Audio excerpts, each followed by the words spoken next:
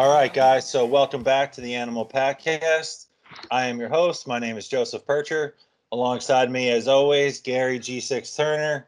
And then we have special guest, animal athlete, elite super heavyweight power lifter, Rob the Savage Hall.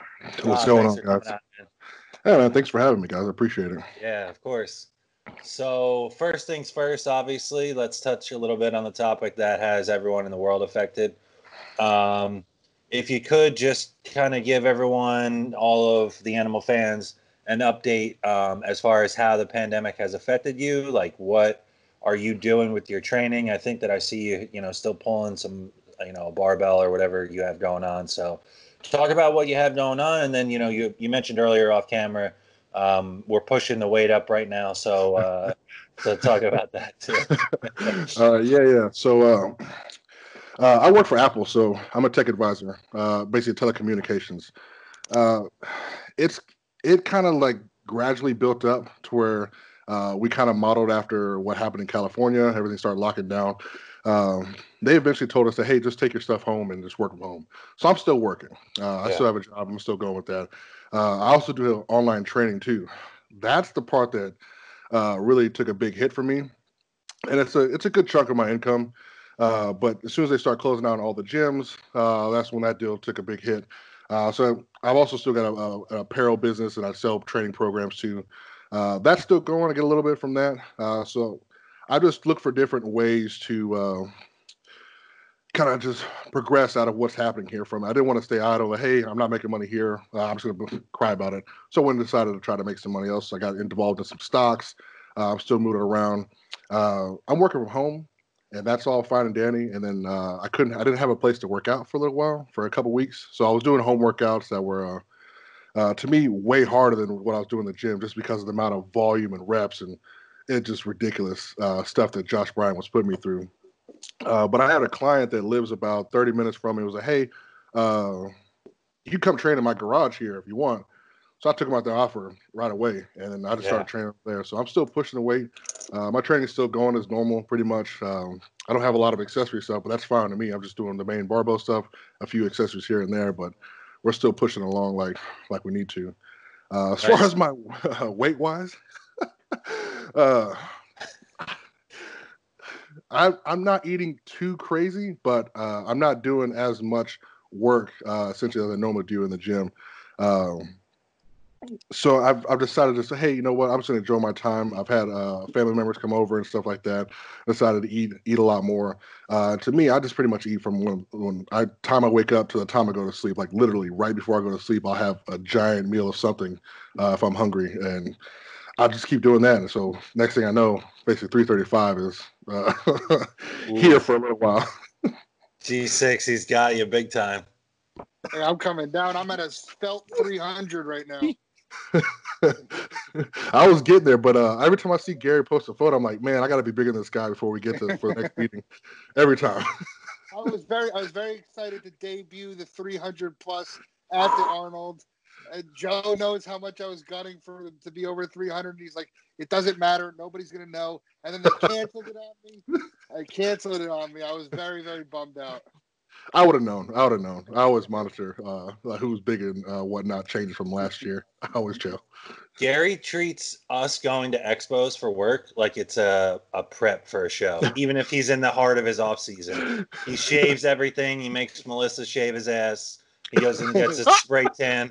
It's unbelievable. I actually get more nervous to go to the Olympia Expos to like look good and like make sure I put my best foot forward, more so than going to shows. Obviously, I want to win the show, but I'm so calm when I go into the show. I think I'm just so fucked up with the diet that like it's just like whatever. But like going into like the Expos, like I'm like the clothes got to be right, like everything's right. Joe shows up, he's like, what the fuck shirt am I gonna wear now? All right, this one looks good, and then he shows up, and that's it. He's always incredulous that I didn't shave my arms for the booth. Oh my goodness, man! I feel Gary on this for sure. I at least look a little bit good. I'm not gonna be wearing a tank top showing my abs because I ain't got any. But everybody already knows I'm coming in extra thick when it comes down for the expo. That's my thing. Just making sure I look extra thick. So with the weight coming up then like that, have you noticed, because you still are training with like a barbell and weights, that the weight has come up and then your strength has come up too? I mean, here and there, yes, but it's not so much of a change that it's changing my leverages at all. I was Yeah. already hovering over 310. The extra 20 pounds just kind of put it more around my midsection, more girth on my arms and shoulders. It didn't really just, it didn't like, hey, you get put all this extra weight and now you're just like 10 times stronger. I feel like Yeah. I'd still be the same strength if I was 20 pounds lighter. But just for now, I just wanted to see how far I can push, how heavy I can be, just in preparation for later to what's to come in my near futures, hopefully. So what's Rob, that? Big dogs. The big dogs is that's my main Yeah. goal to make it to, and I just know I just need to be a little extra thick. I'm not sure if I can make it to 350, but now I know I can make it to 330 and possibly 340. So I might push Oof. it a little bit much when I try to go over there, just 350. because flying over there takes so much out of you, right? I want to Yeah. be as heavy as I can be, and then if I drop some weight, I'll be fine. I can just bulk back up when I get over there, right? So I don't want to be go up there when I'm like 310, drop down like 390 or 290, and then be like extra skinny. I just want to be extra heavy before I leave over there. Rob, you ever get like nervous, like now that you're really pushed up, like in weight? Like, do you ever get the anxiety before bed? You know what I'm talking about. If you've been, I used to get, when I know I could tell when my weight's going up. When I started hitting around, the highest I ever was 311. When I was around above 305, it was like you start to get like nervous, like every little quirk in your chest. You're like, oh, this is it. This is it. It's finally happening. Or like even before bed, I'm like, am I gonna wake up in the morning? And it's like you get this weird anxiety, and it goes right when you start cutting down, it goes away. You never think about that again. Yeah. So when I was around 290, getting into 300, 310, I was getting nervous about because I didn't have my CPAP yet. Now that I got it, I have to sleep with that thing. I cannot. I can Yeah, I tell sleep like with one too. whenever I start to snore or I start to sleep, I can feel like I'm literally choking on my own throat Yeah. every time I go to bed. So like that, I can't take naps anymore without it. Like I just can't. So now being at 320, 330, and I just got 335 like last week. I could tell I was over 300, 330 at that point because not only was I just eating a lot, I felt like I was stuffed all day. But I could literally just felt like my throat was closing in on me while I was sitting on the couch. So Mm-hmm. I was like, something's not right.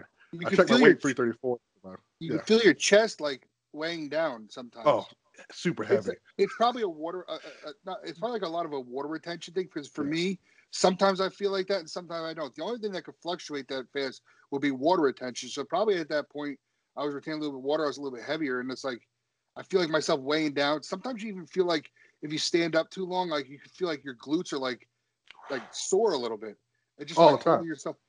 All the time. I can't imagine it was like being like somebody like Julius Maddox size. That's like Who? it's like walking up around 400 or something like where he is. I don't know, I mean, man. That's brutal. I don't know, man. 330 is a lot for me, and I couldn't imagine being 400. That Dude, just sounds. he's like a dinosaur walking around, dude. Like Bro, that's yeah. a ridiculous amount of mass to just carry around. Not many people make me look small in person, and like when I saw Julius last year, I was like, this guy's gotten bigger, and I was like, damn, man, I look like a normal sized dude next to this guy. This Yeah. is ridiculous. I gotta get out Yeah. of here. they tried when we, in the cage we make everybody wear like some sort of animal shirt, and he was lifting, and they were like, I remember Eric asked him, he said, can you fit in a 3X? He goes, you got a 5X? And he's like, no, you don't have a 5X. He goes, that's like a tablecloth, man. So they cut the sleeves off, but like all the way down, so his whole obliques like hanging out. He didn't care, and it just like, and it was just like they had stretch out this 3X beyond belief. Oh Yeah, my they're god. cutting it open so that he can get his arms into it, and brutal. Yeah, he's large. That's a large man. That's a large individual for sure. So that's we could use that a little bit as like a segue into the questions, talking about the cage, because I know we did get a handful of questions. And then also we had a podcast planned with you and our powerlifting roster at the Arnold. Obviously that did not come through. But there were a couple of good topics that we wanted to touch on. So now that we have you here, this is our chance for it. So, Cool. Gary, I'll let you kick that one off because I know that was your question originally, and it's a good one. Yeah, and I was going to ask everybody. Ask you, Rob, this. You know, you're going to go for something crazy. Obviously, you guys always go for something crazy. Do you peak your training to peak for that event like you would for a normal sanction? Like, would you run a whole prep leading up to that to make sure that you're at your strongest then, or is it still part of your training? How does that work? Yeah, so every time I get ready for the cage, I'm not peaking for the cage specifically. I'm just training for something else, and the cage just happens to be in my way to do it. So, like when I did the 2,000-pound total, I just came off of a meet a month before, and then I coasted into the cage, and I was supposed to do a meet a month or so after that. Same deal with doing the battle with Forsaken Warrior. I was planning on doing a meet a month or two right after the cage. So essentially, I'm pretty much always preparing myself. I just stay ready to do these things. They just come up as ideas. Hey, I'm going to do this here. And I just train for them as a training day at the cage for me. So it's just like a normal training day for me. Yeah, I mean, it makes sense. You know, it's kind of like how we, as bodybuilders, will schedule our photo shoots in like with, you know, when our shows are around and stuff like that.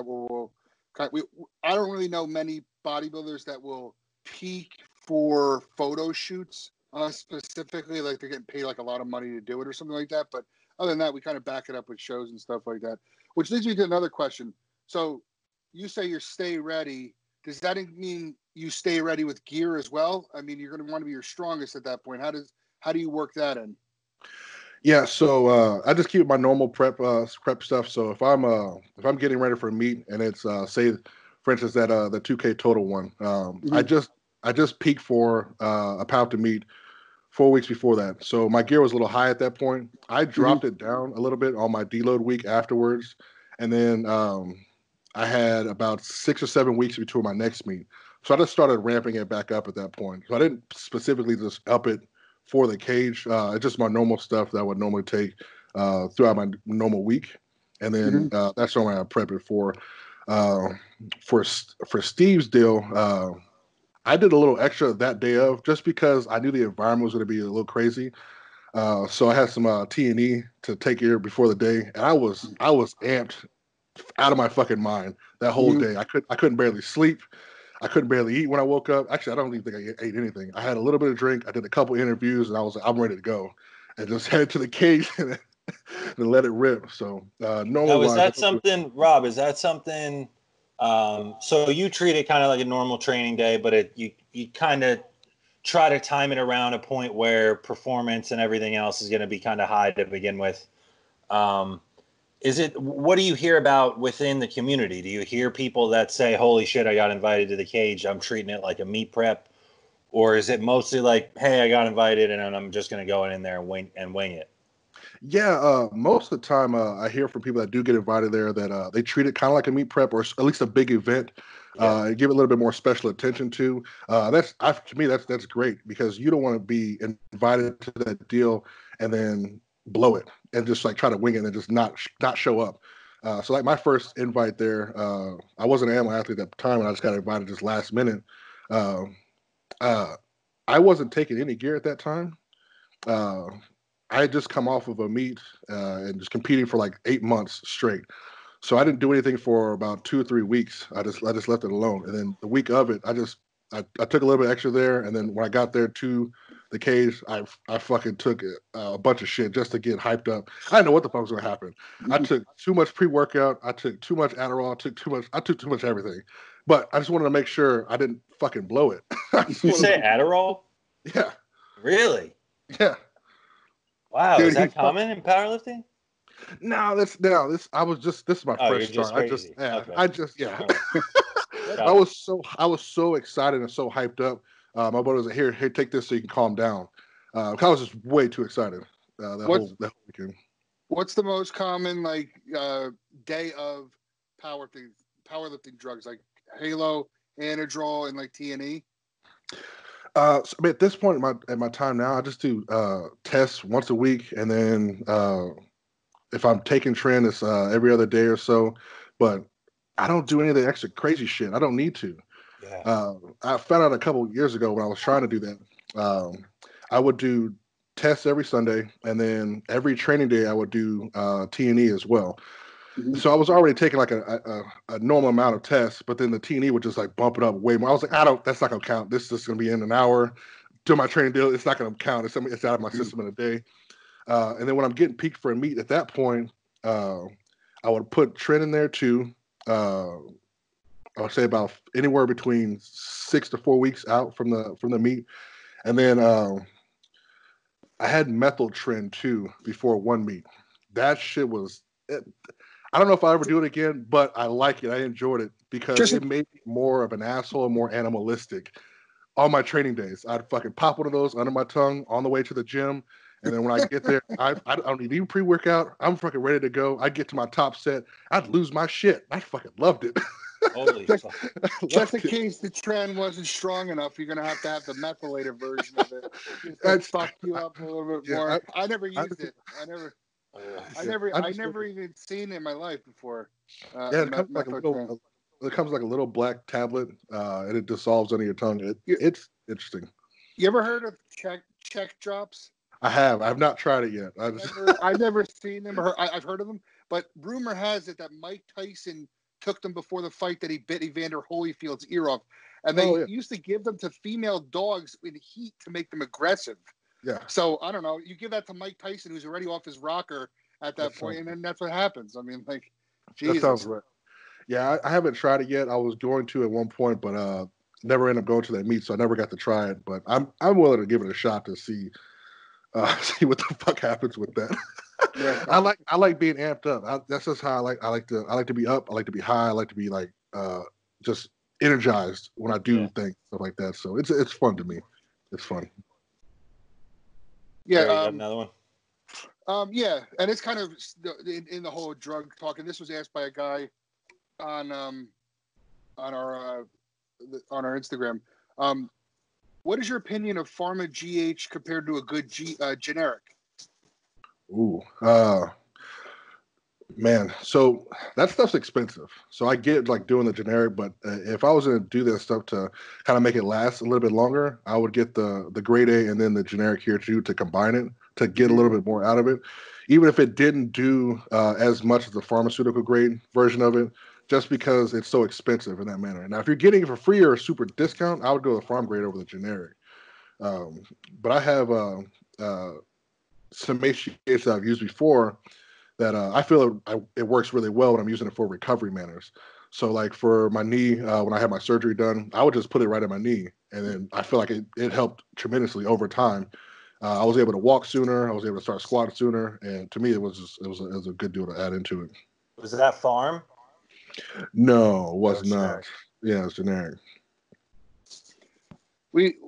As a bodybuilder, I mean, I've done growth hormone for, pretty extensive amount of time for years now. And I've always never had a lot of money, when I was getting ready for this. I always thought I could just cheap out and go the farm route.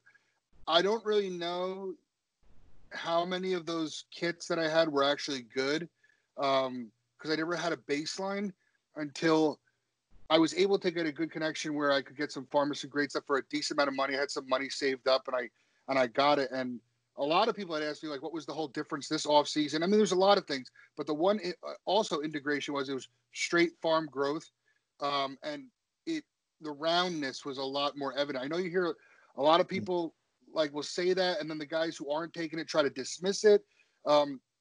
It's a big difference. You could feel it almost, and it's a quick feeling too. It's not like the rumor is that growth takes like 3 months for you to feel it. That's not true if it's real. You could feel it in your hands and your joints and stuff, and it was a big difference. I feel it was a lot more money. Yeah, exactly. Yeah, I think it's way different. I think it's two totally different products. I don't think it's. I mean, you get what you pay for. It's like anything else. Like there's a reason that one of them is 6 times the cost of the other one.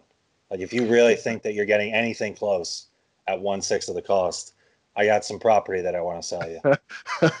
Yeah, I would always pick the real steel over generic here if you have the option. If you can, yeah.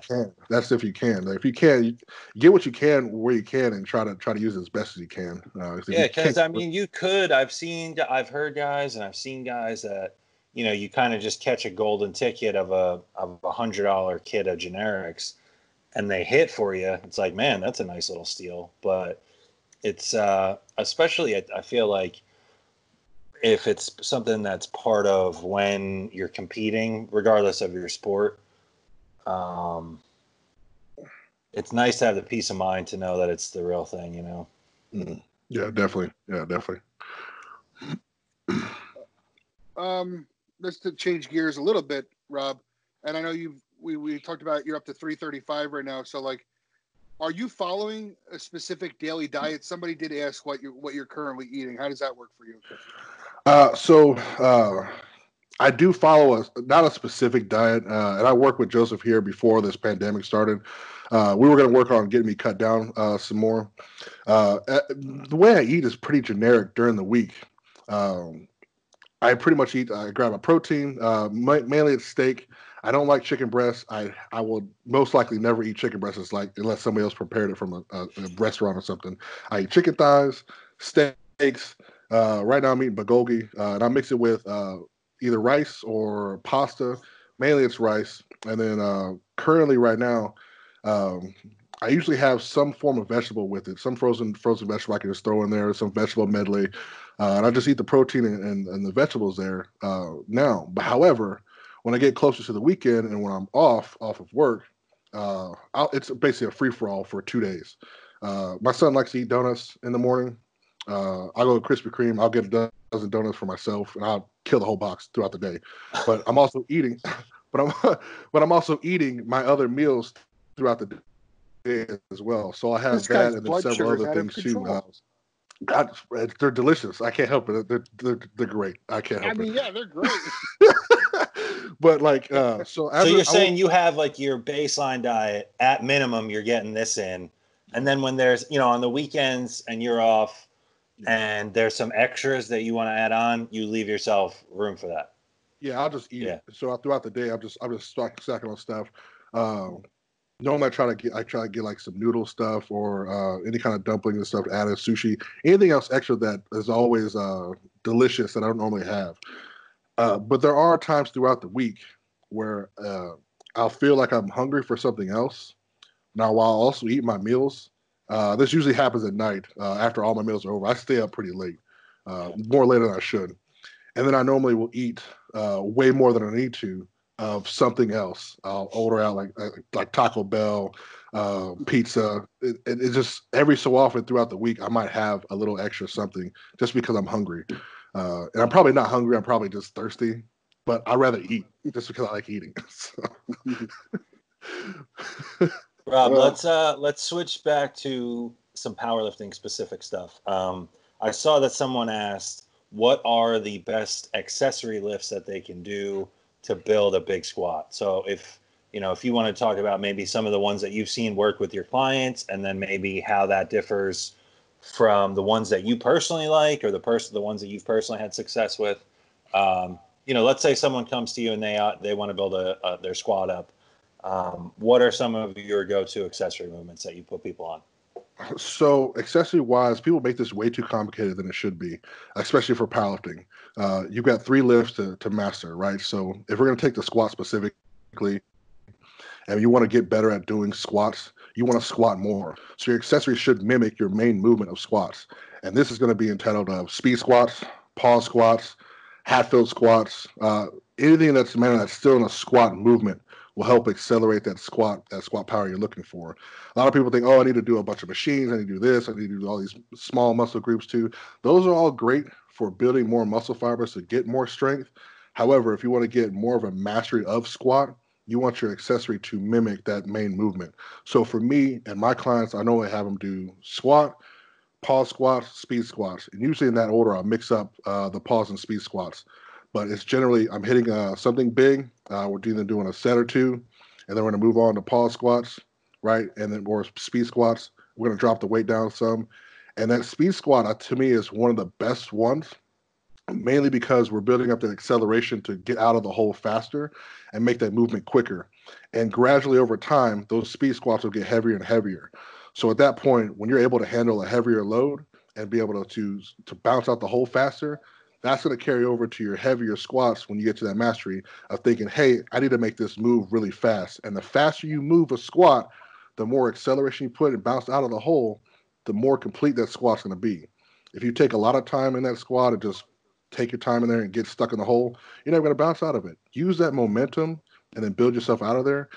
And also with the pause squats, that's how it's going to help you build that momentum out of the hole. Being able to hold that weight down there and then blasting yourself from a dead stop back out of the hole. So to me, those are the two best accessories for squats and should be in everybody's training program. Yeah, those pause squats, man. Like if you get down in there and own the hole and take the momentum out of it, and you get good at that, now, like you said, you've developed your technique to where you're kind of accelerating into the hole and building that momentum. Man, that's Exactly. I see where you're going with that there. Yeah, that's good. And I'm pretty sure I could pause squat like 700 or so back before I got hurt. Because I was doing around 600 way before I started powerlifting. I was able to pause squat 600 or so, and now I'm pretty sure I can pause 700 before I do all that, get out the hole. Now, I know you would want to see, each individual person's response and what they've previously been doing. So each individual person's going to have a different answer. But so you have, like you mentioned, the speed squats and the pause squats. So in two different ways, you're kind of talking about building speed up out of the hole after you've already done like kind of your max effort work. So is that something where that will rotate where, every time in you're hitting a big squat and then your secondary movement is going to rotate based on what you've been doing? So it might be pause squats and then in a couple of weeks, it might be a phase of speed squats, or they both worked in at the same time, or how? I'm just trying to get an idea. Yeah, so generally, if the main movement is a regular barbell squat, speed squats are always going to be in there for me to have them in there, especially for my clients, just because they get that motion and that movement over and over and repetitive. Now, there's different phases I'll put my clients through. Then I go through also what we call like an off-season phase or a strengthening phase. That we may do a different main movement, like a Hatfield squat for me, or a safety bar squat instead of a barbell squat. Those ones usually generally come with the pause squats. So if I'm doing safety bar squats, I'm going to do pause squats with those as well. I may not do speed ones, but I'll put pause squats in those because they're a little bit easier to hold. It's better for your shoulders. And the way the bars sit, depending on what kind of bar you have. Oh, so you're saying you're pausing the safety bar? Yeah. So yes. Oh, you do word. the main Okay. one. So now you won't have to hit something like 90% all the time. You want to still work in your 70s and 80s and stuff like that for different reps and different sets. However, the secondary one, when you move on to that, your pause safety bar squat, you can also do that movement too and hold on to that and then build that momentum out of there, and also work more of your stabilization because you're holding on to the safety bar squat too. And it makes it a little easier. You can do it without hands if you need to, and won't have to worry about it falling off. So it's definitely a big help for I'm doing that. But there's different phases of squat movements that you can do in different times. But if you're peaking for a meet, in my opinion, it's better to practice with the barbell if you're starting into like a 10, 12-week peak into a meet. I'd prefer and I'd recommend starting with the barbell at that point and getting that motion with the barbell. However, if you're in the off-season stuff or you're not getting ready for a meet, try out all the other bars. You got the Duffalo bar, your safety squat bars, all those other bars you can try out and give yourself a break and your shoulders a break. And that way you can recover a little bit better. And that should also help increase your bench press. So a lot of people don't like. I was told this by a big bodybuilder one time. If I wanted to build up my bench press, I need to build up my squat. I didn't understand what they mean until I got to powerlifting. So if you use those other bars that gives your shoulders a break, you can recover better, and then you can add another pressing movement day into your training, and you can also help with your bench press. To me, that's also really efficient. That's what I do for my clients as well. So you're saying some of these bars almost are allowing you to save, I'm guessing, your rotator cuffs then, mostly? Yeah. Yep, exactly. Because when you get into a low bar squat, you got to get in there tight, and it's already pulling. Yeah. You want to get your elbows to pull forward. That's going to put a lot of pressure on your shoulders and your rotator cuffs. So if you Yeah. do a safety squat bar, it's sitting here. You ain't got to worry about that. Or Yeah. a Duffalo bar, it's bent, so you get a little bit more angle. It's not tight on your wrists. It's not tight on your elbows. Your mobility is fine. And it lets you recover a little bit more in the shoulders. And powerlifting does a lot of damage to all your joints. So over time, if you don't give yourself a break, you're going to crash eventually. Gary, you got anything for him? I know that Rob has to get back. So we wanted to keep this one a little bit brief because I know that Rob blocked off a time during his workday from home so that he could record this with us, which we appreciate, of course. But is there anything else, Gary, that you had for Rob that you definitely wanted to touch on before we let him go? We covered all the questions that that were submitted and that you and I had that we wanted to personally ask him. Yeah. So right now, I think we're pretty much good. But if anybody had any additional questions, Rob, what's your handle? Put it in there. Well, we'll tag you, and then they can ask Rob directly. But yeah, Rob. So what's the best way? You mentioned that you're doing online clients. I know that it's probably slowed down a bit. Is Instagram just the best way to get a hold of you for anything? Yeah, so I have a website that's worldbreakersavage.com, and there's a contact tab on there. You can fill out a questionnaire, and it'll send me an email. That's how I'm taking the client's information now. And I built that website myself to do that, and I don't have to worry about people DMing me because I'll miss them. Yeah. If I'm not my friend or whatever, it goes to a different box. But if you go to that worldbreakersavage.com and then fill out the coaching tab, you just put your information in, it'll send me an email. I'll get it right away. Okay. Right on. Well, Big Rob, we appreciate it. Stay safe out there in Texas, big man. Stay healthy. This has been another episode of the Animal Pakcast. I'm your host, Joseph Percher, signing out for the G6. Gary Turner, Rob Hall, Animal Nation, guys. Take care. Appreciate it.